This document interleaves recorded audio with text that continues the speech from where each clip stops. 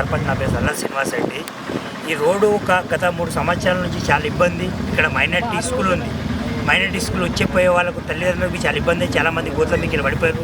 ఇక్కడ నుంచి 2 కిలోమీటర్ల వరకు చాలా ఇబ్బంది ఉంటుంది. రోడ్డు పోవడానికి ఇక్కడ నుంచి 25 నిమిషాలు పడుతుంది. అక్కడికి చాలా ఇబ్బంది ఉంది మా రోడ్డుకి. ఎందుకంటే ఇంతకుముందు వచ్చి గిరిధర్ రెడ్డి గారు, యూల్ రెడ్డి వచ్చి మాకు 2 నెలలు మీకు చేస్తామని చెప్పిపోయారు. సంవత్సరంన్నర ఇప్పటివరకు రోడ్డు గురించి పట్టించుకునే నాదుడు ఎవరు లేరు. చాలా ఇబ్బంది, ఆటోలు కానీ ఏం కానీ మాకు చాలా ఇబ్బంది. అందు గురించి రోడ్డు బాగాలేదు.